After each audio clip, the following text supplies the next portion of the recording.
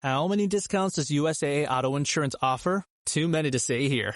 Multi-vehicle discount, safe driver discount, new vehicle discount, storage discount, legacy. How many discounts will you stack up? Tap the banner or visit USAA.com/auto discounts. Restrictions apply.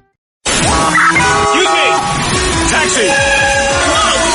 This is the 77 WABC minicast. Let's go to Melissa DeRosa, of course, former senior advisor there to then Governor Andrew Cuomo. Melissa, your reaction to all this stuff about the Democratic shutdown, who will pay a political price, do you think, for it? Well, Rita, I think that the problem is that this has devolved into a blame game. And you could have had a real campaign where you tried to prove it was the other side's fault, but nothing is breaking through right now because of the war in Iran.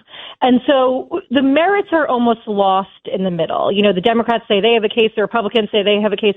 It doesn't matter because there's too much else going on right now. There's too much uncertainty in the market. There's too much uncertainty with the war. And so really all you see is the American public getting frustrated with everyone. I think it's a pox on everybody's house politically because the people don't really expect that much from their government anymore, unfortunately, because of the hyper-partisanship. But they don't want government to get in the way of their daily lives. And so I think at the end of the day, the people who are viewed as being in charge are the people who bear the brunt. And right now, that's the Republicans.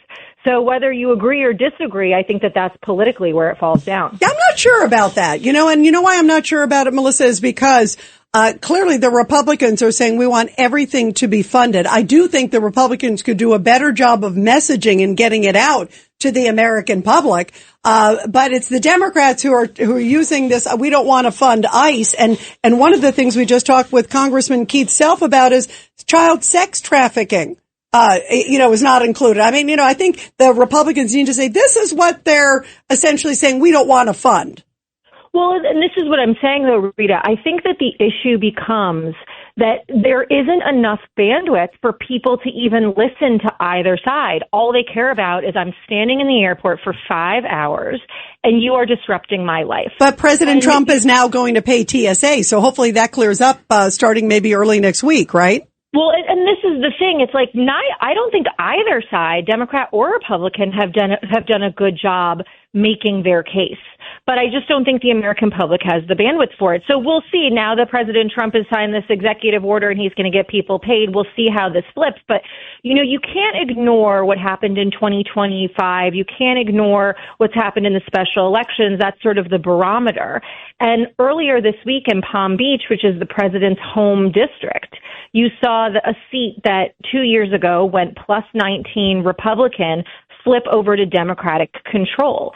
And I think it's because the people think that the country is out of control and there's too much chaos. And when that happens, people want balance.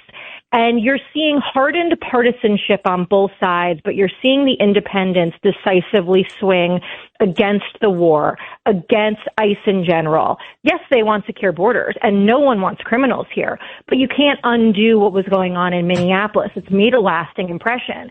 And so I think that this has become a situation where it is really genuinely a pox on everybody's house, and it would behoove both sides to put it behind them. But you know who's some of the loudest voices? I mean, today we heard the mayor of New York came out, and he called ICE a rogue agency that should be abolished. And it was just a few days ago that we learned that an illegal migrant pushed an 80-year-old veteran into the subway in New York. And then he got the case in Chicago. Oh, Rita, it makes me sick to my stomach. Look, Democrats still have not learned the lesson of 2020 and what happened in the aftermath of George Floyd when the far flank of the party went off a cliff with the defund the police movement, which was never sensical, which sought to demonize the very people who put on a uniform every day to protect all of us. But you know what, Melissa? They're doubling and tripling down. That's the point. And it's exactly, I couldn't agree with you more. The DSA, which I believe is a cancer within the Democratic Party. It's not just Zohran Mamdani. His counterpart, his comrade, as they say, out in Chicago, did that ridiculous press conference unveiling a snowplow that says abolish ICE in the immediate aftermath of that poor 18-year-old girl who was murdered a couple of days ago. You can't defend the indefensible. It was insensitive, it was disgusting, and it embodied, I think, why people are so frustrated with the far left in this country, who are just so tone deaf, dumb, and blind that it's hard to make sense of. And, it just breaks my heart what that family's having to endure. And I'll tell you, though, but what a mess we have. We have a real mess. We do.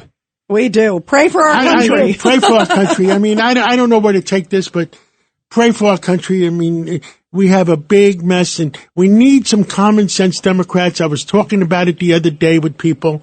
As a matter of fact, I saw this morning, and we'll play back a little clip. Yep. I had Jack Kennedy Schlossberg in my office. 33 years old. And he's going to run for Congress on the West Side in Nadler's old seat. Nadler didn't qualify because he was Jewish. I have to say that.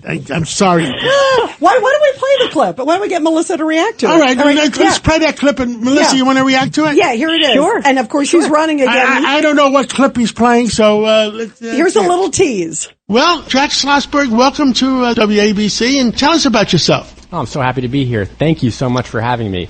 Well, I'm Jack Schlossberg. I'm running for Congress in the place that I grew up, Manhattan, New York's 12th Congressional District. I'm 33 years old, and I'm running because I believe in politics. I still believe in politics. We're divided right now, probably worse than we ever have been, but I still believe it can get better, and I think that we got to get some common sense back into our politics. Well, I love that word, common sense. I was a Bill Clinton Democrat, and I worked very hard for the president, and I still talk to him very often. And right now, there seems to be a lot of common sense lacking in Washington, where they rather argue with each other than make peace with each other. I couldn't agree more. I feel like we all see the problems. We know that there are some answers out there. Why can't we get more done about it? I think, part of the reason is we got a lot of people who just want to hold on to power for power's sake. I'm running because I believe I care about our country. I care what happens to this city, New York City. And I think it should have a representative that thinks simply, not make things too complicated, doesn't want to fight but wants to get things done. You're only 33 years old, but the Democratic Party is looking for leadership. Are you ready? Your granddad many, many years ago was ready, and he took the leadership of this country. I remember. I was there. And are you ready to take the leadership of the Democratic Party? Absolutely. I think a new generation has always been what our country needs. We need a new generation to step up with new ideas, creativity that sees things differently. I may be young, but I've got a lot of experience. I'm a lawyer. I went to business school. I worked at the State Department. I worked in Japan as one of the only Americans as a Japanese company. And I started my own production company that does pretty well in the last couple of years. Well, yeah, we're going to hear the whole interview on Sunday morning on the Cats Roundtable. And great. His mother, Carolyn, was happy that he was coming on my show. And I remember, listen, everybody I knew a lot of people loved Jack Kennedy, his grandfather, and he looks exactly like his father. Yeah, and also JFK Jr. JFK Jr., his uncle. No, his father. His uncle. His uncle. His uncle. His uncle. He does, though, John. He looks just like him, doesn't he? Yes. Melissa, any reaction before we go to a break? We're in Camelot. Look, I think we all should look at Jack with a healthy amount of skepticism. I think he's, riding on the last name and hasn't, despite the resume padding he just did in that little teaser, he doesn't have a whole lot of experience, and he is a classic sort of TikTok candidate of today.